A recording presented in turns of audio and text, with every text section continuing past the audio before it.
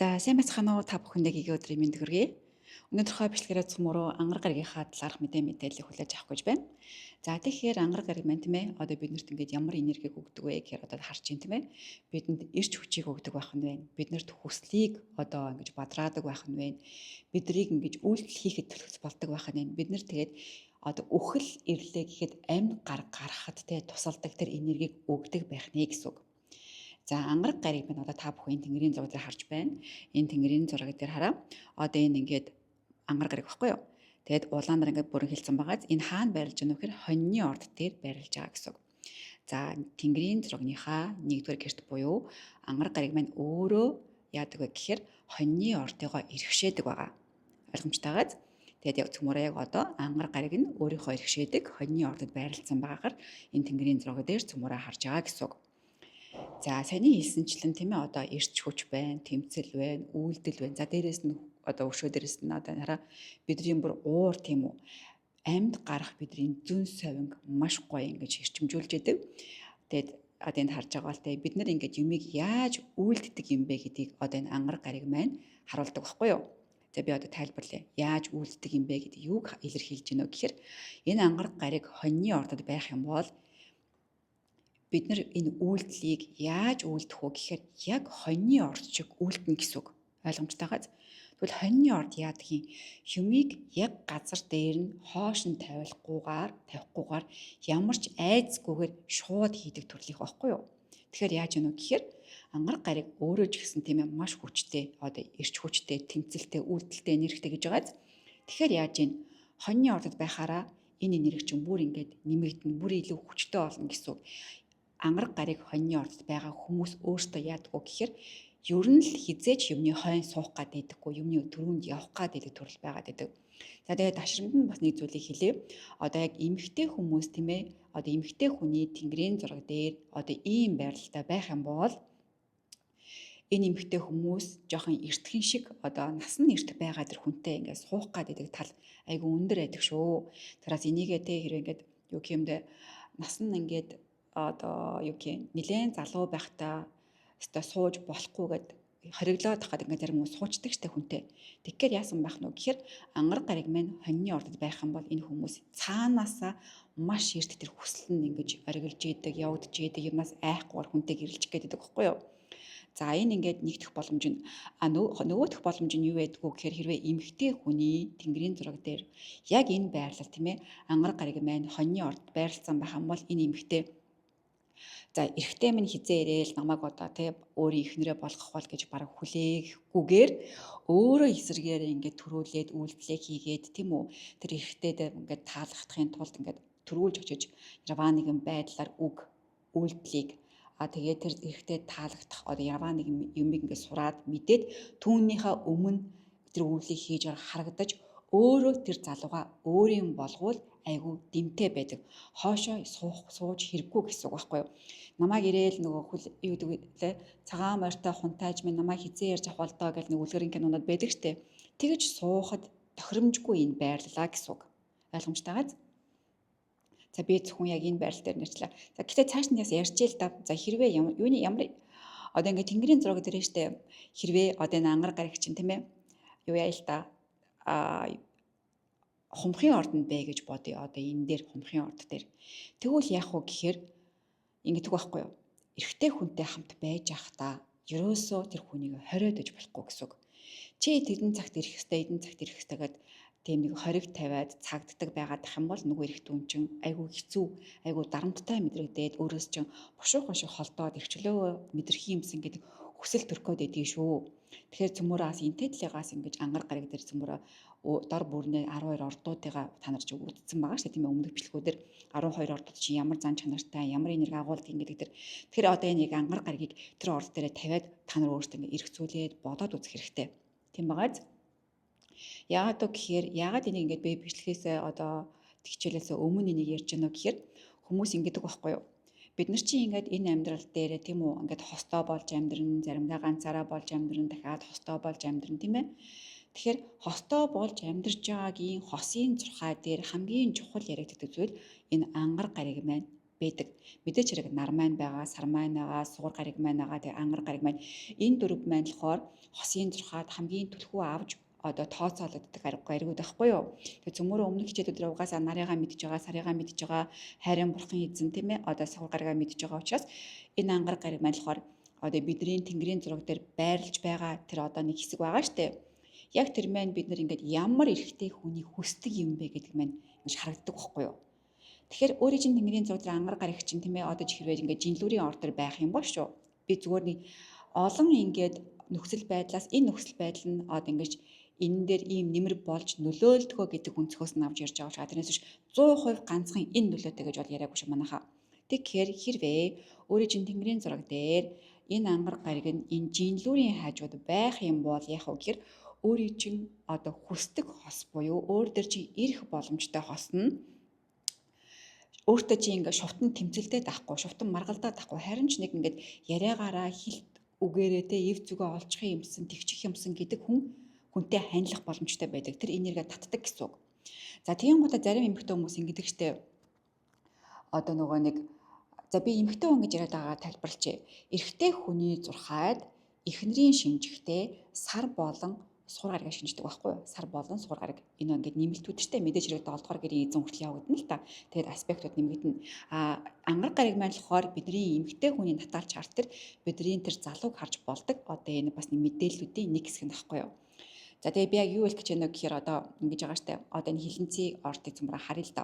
Хилэнцгийн ордын эрхшээгч нь Плуто гариг тийм ээ. Одоо дэлхийн ван гариг баггүй юу?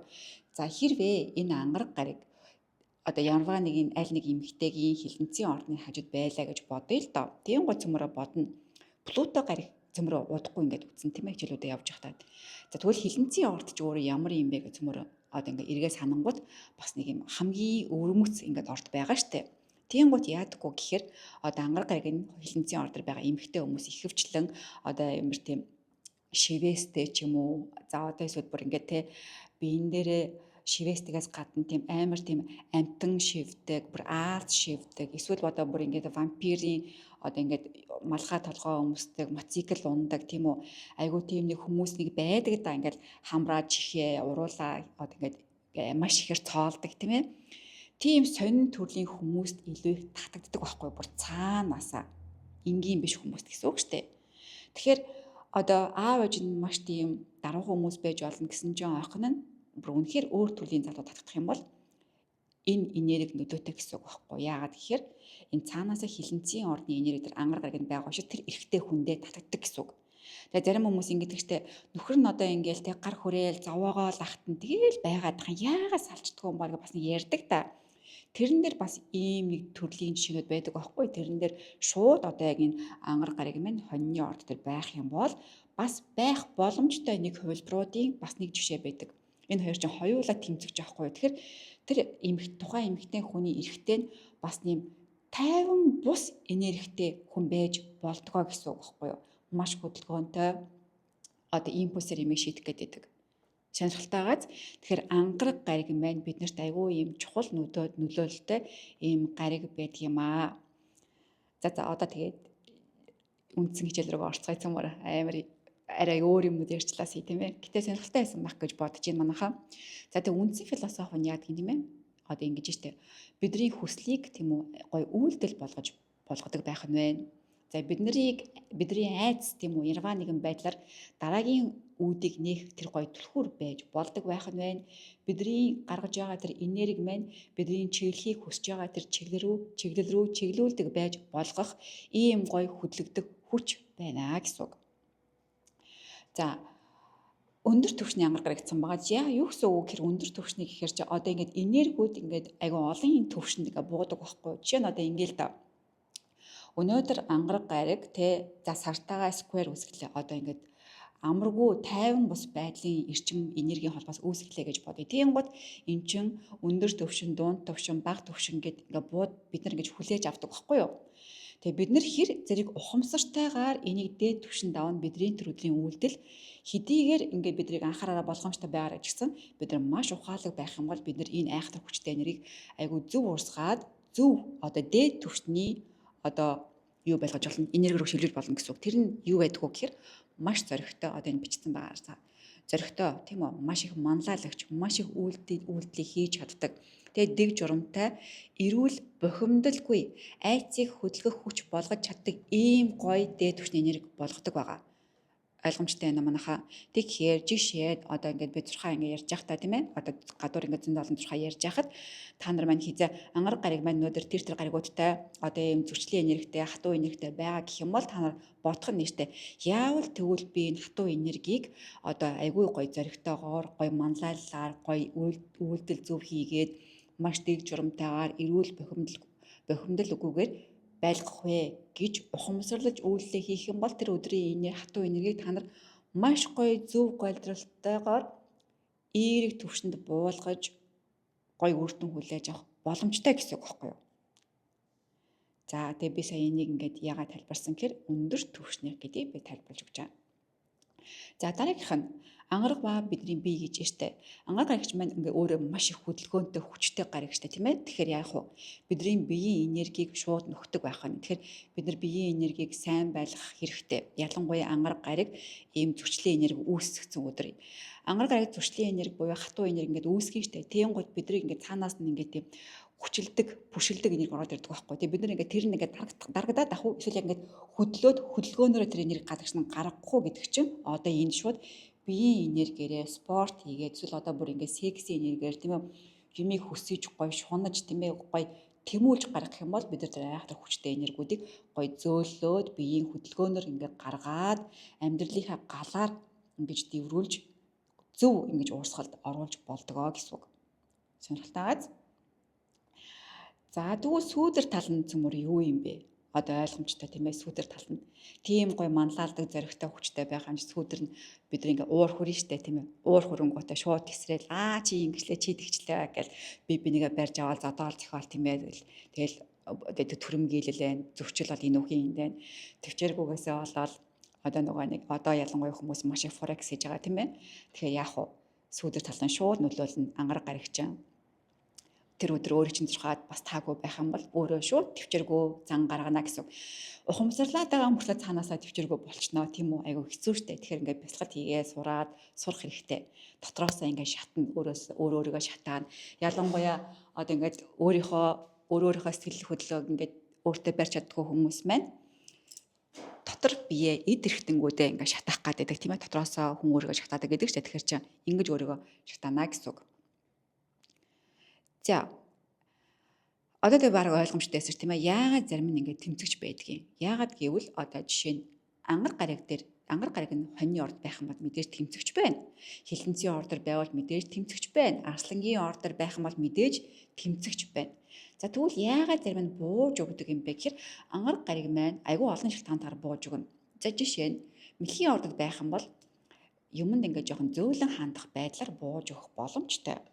За өшөө дээрээс нь одоо ингээд загсны ордод байх юм бол яах бол гээд те ингээд өрөвч сэтгэлээр өрөвч бодлоор бас ингээд юмнаас ингээд одоо хөшүүргийг хүлээсээр байгаад ингээд бууж өгдөг холддог байх боломжтой. Өшөө дээрээс нь нэмээд айгүй олон одоо ингээд гаригууд хоорондын үүсгэж байгаа энергиуд байгаа штэ аспект буюу холбоосууд энэ бүгдтэй холбогдол үүснээс болоод одоо энэ олон хүмүүс чинь зарим нь ингээд гой үйлдэлээ хийдэг, зарим нь хоошоо суудаг, бууж өгдөггүйгээд бид нэг ингэж олон янзаар хуваагддаг юм а гэсэн үг. Тэгэхээр чи айгүй ингээд дандаа юмд бууж өгдөг, чи ястай айгүй нялцгаа гэж өрөөсөө бусдыгаа зэмлэх хэрэггүй. Ягаад гэвэл тухайн хүний энтэй хөдлөгдөг хүчийг нэрхшээж яадаг энэ ангар гарагч өөрөө тэр хүний тэнгэрийн зурагны хаана байрлаж байгаа, ямар гарагтай, ямар энергитэй, одуудтай холбоотой байгаагаас чинь хамаарат тэр тухайн хүн үйлдэх ч юм уу, үлдэх ч юм уу, зөөлөн юм уу, хатуу юм уу, ширүү юм уу, балмад юм уу те энэ бүгд чинь ингээд янзын бидний ингэж үйлдэж байгаа үйлдэлээр харагддаг байх нэ. За одоо тэгээ сайн ангар гарагийн хүчийг ярьсан. Тэгээд цөмөрөө хичээлүүдэд үзсэн юм чинь мэдж байгаа тийм ээ. Одоо ингээд дөрвөн янзад ингээд гариг болгонуудаа хуваагддаг тийм ээ. Хүчтэй, хүчгүй, суларж байгаа гэд. За түрүүн одоо би ярьсан шиг одоо хүчтэй энергиуд нь хаана идэв гэхээр одоо ангар гарагийн тэ хийдэг тэр гоё үйлдэлээ гаргаж чаддаг тэр энергиуд нь хонь болон хилэнцтэр маш хүчтэй энерги сайтай байдаг байна. За үхэр боломжийн лүрд дээр хөөгдөж байгаа энерги дэр ягаад вэ гэхээр Урчин ингээд юмыг хоримтлуулад, бодоод, тайван, нухацтай, удаан штэ. А гэтэл ангар гарагчин хөдлөе гэдээ хахад удаан бай гэдээ ороос нь зураад тахаар яг хүчгүүд нь эцтэй ангар гарагчин. Тэгээ жинлүүр ч гэсэн адилхан тийм ээ. Ангар гарагчин яг одоо ярьчих, яг одоо ингээд би шийдчихье гэж ангар гарагчин ингээд дараадсан чинь жинлүүрийн орд чинь бэжээ, бодож ийна, зэ бэжи, ив наримдлыг хүсэж ийна гэж суугаад байдаг байхгүй. Тэгэхээр яг хөөгдөх байрлаа гэсэн үг ойлгомжтой газ. За тэгээд цаашлбал за материйн орд дээр байх юм бол маш ирэмгий байх үнэ. Материйн орд ч уугаасаа тий яг ингээд зорилгынхаа төлөө тууштай ингээд янгар ямаа яаж одоо хадныхаа оргил өөдөө явдаг билээ тийм үү яг тэрнтэй адилхан ангар гарагчин материйн ордонд ороод ирэх юм бол бурхан минь тэр явж байгаа ирээдүйн зорилгынхаа төлөө ангар гарагчин түлхээд өгдөг байхгүй юу. Энэ хоёр нийлэхээр яг маш ирэмгий. За тэгээд суларж байгаа буюу уналтын байрлал нь дэлхийн орд байхны. Тэгээ түрүүн хэлсэнчлэг чинь те одоо хэлсэнчлэнчлэн дэлхийн орд дээр байхаараа нэг ингээл урагшаа явах гэж ийсэн ингээд хоошоо суучдаг. За айгуу гоё дайчин байж ийсэн. За ингээд жоохон бэлчдэг юм уу гэд айдаг. За тэгээд лаг ингээл хүчтэй хүч чадлаа гаргах гэснээр за үгүй юм уу гэд ичдэг ч юм уу те ингээд хоошоо суух гэдэг ийм зөөлхөн талтай байхгүй юу. Тэгэхээр хэрвээ одоо тэг охтуудын маань хүүхнүүдийн маань бүсгүүчүүдийн маань ингээд найз залуу нөхрүүдэнтэй дэлхийн ордод ингээд ангар гарагийн байрладаг тэр хүний чинь турхаан тийм байх юм бол нөхрүүдгээ нилээн сайн дэмжиж, нилээн сайн зоригжуулж, нилээн сайн бүшилж байвал бас ингээд жоохон тэр хүнд чинь дэмтэй байх болно гэдгийг бас энэ дашрамд хэлье. За ангар гарагийн дөрвөн махбодод гэхээр чинь юу гэсэн үг гэхээр цөмөрөө мэдж байгаа тийм ээ. Одоо гал махбод гэхээр чинь энэ хоньны орд тийм үү энэ буланд байгаа. За гал махбод чинь энэ арслангийн орд энэ байна тийм ээ. Тэгээд энэ номын орд гэдэг. За шороо махбодыг цөмөрөө мэдж байгаа тийм ээ. Энэ үхэр байна, охин байна. За тэгээ матар байна гэдэг ус цөмөрөө мэднэ. Агаарыгаа цөмөрөө мэднэ гэдэг дөрвөн махбодод. Тэгэхээр яах вэ гэхээр гал махбод дээр ингээ байх юм бол үйлдэл нь ингээ шууд байх гэдэг. За шороо махбод дээр байх юм бол ингээ илүү ингээ төвчээртэй мөртөө хөдөлгөөнтэй. За агаар махбод дээр яадаг вэ гэхээр ингээд оюун санаагаараа тэмцэлтэй байх гэдэг. Ус дээр яг үгээр ингээд сэтгэл хөдлөлөө сонссныхаа мэдэрснийхаа дараа хөдлөх гээд байдаг ийм ялгаатай байдаг байгаа. За тэгээд энд ингээд та бүхэн дараа нь ингээд энэ бичлэгэн дээр ингээд пауз дараад би нэг дэвшлүүлчихье. Пауз дараад ингээд тайван уншаад хараад сонирхороо ингээд 12 ордуудыгаа ямар одоо ордууд дээр бишээ ангар гариг маань ямар ордууд дээр байвал ямар энергиудыг хөвчлэн тээдэг вэ гэдэг талаар би нэг шивээд ерөнхий энергиуд нь оруулчихсан. Тэгээ та нар маань дараа нь бичлэгээд тохируулаад зогсоогоод тэгээд гой сонирхоод үзээрэй.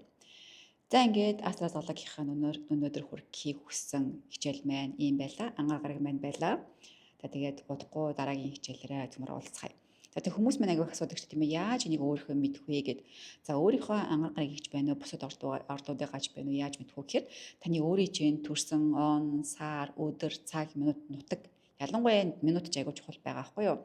Тэгэд хүмүүс ингээд асуугаад байгаа надаас тэдэн сарын тэдэнд төрсэн хүн хилэнцгийн орд мөн үү биш үү гэдээ асуулт ирээд байгаа байхгүй юу. А гэтэл зүгээр тэдэн сарын тэдэнд төрсэн гэдэг тэр өдөрчин биш. Надад ингээд нарийн цаг минут чинь хэрэгтэй буюу та нар өөрсдөө нарийн цаг минутаа мэдчих хэрэгтэй. Цаг минут байхгүй бол яг мандал чинь тэр ордоо гэж хариулах боломжгүй байхгүй юу. Та нар ингээд өөрсдөө ороо шалгаад үзээрэй манайхан өөрсдөө чинь цаг минутын заавал шаардлагатай. Энэ та нар одоо энд харагдж байгаа шүү дээ. Free Astrology Calculator гэж бичсэн байгааз яг ингэж шивээд өөрийнхөө интернет рүү ингээд хайлтын систем рүү ингээд биччихнэ. Тэнгуү зөндөө олон одоо үнгүй өөрийн чинь тэнгэрийн зургийг натаал birth chart-ыг ингээд хайдаг ийм юунууд гараад ирнэ вебсайтууд. Тэндээс нь аль нэгийг сонгоод одоо цөмөрөө сонгоцсон байгаа нь astroseek.com гэдгийг сонгоцсон байгаа да. За энэ дээр ингээд дарчингууд чинь эхний ийм зураг гараад энэ зураг энэ чинь салангат зураг байхгүй юу? Тэгээд эхний энэ зураг гараад орongууд энд ингээд өөрийнхөө төрсэн өдрийг, энд төрсэн сарыг, энд төрсэн оноо хийн. За энд болохоор төрсэн минутаа хийгээд төрсэн цагаа хийгээд энд төрсэн минутаа хийн. За тэгэд энд хаана төрсэн нутгаа оруулах хэрэгтэй. Тэгээд энд тооцоолороо гэдэг дээр дарчина. За энэ дарсны чинь дараа тэнгэрийн зураг ингээд гараад ирнэ. За ингээд гараад ирэнгууд одоо энд ингээд ордууд харагдаж байгаа. Ингээд энд нар байна, сар байна, Меркурий, одоо Венус, Марс, Юпитер гэдэг. Тэгээд ингээд ард нь ингээд ямар одоо юунууд байна? Ордууд байна. Энийг харж агаад тэр ордод байгаа юм байна гэд өөрсдөө олж мэднэ. За тэгвэл мандалт орд чинь хараа одоо энэ доор агааз одоо энэ AC гэдэг те. Одоо энэ тарагдаж байна уу? Эн чинь мандалд ордож хэлж байгаа байхгүй юу? Тэнгэрийн зураг дээр энэ болохоор энэ зүүн талын чинь хөндлөн шугам байгааز энэ дээр байгаа энэ орд чинь таны өөрийн чинь мандалтын ордоо гэсэн үг. А энэ тэнгэрийн зураг дээр болохоор мандалт нь болохоор мэлхий ордод байгаад байна. За ойлгомжтой байгааз. Тэгэд энэ тэнгэрийн зураг дээр хараа энэ ангар гаригаад байгааз ангар гариг маань тэгвэл ангар гаригийн маань хажууд энэ хоньны ордны бэлэг тэмдэг байгааз юу гэсэн үг гэхээр ангар гариг маань хоньны ордод байгаа энэ хүнээ гэсэн үг байхгүй юу? Яг энэ байдлаар та нар маань өөрсдөө ингээд бүх ингээд үдсэн одоо нарсаар бууд суур ангар гаригуудыгаа ингээд өөрсдөө үзээд өмнөх хичээлүүдээр ингээд гой өөрсдөө тооцоолоод ерөнхий энерги нь ямар шиг юм бэ гэд бас ингээд гой сонирхоод үзээрэй манайхаа. За ингээд бүгдээрэнд нь баярлалаа. Дараагийнхаа хичээлээр удахгүй уулзцаая. Астрал солон байла. Баяр та.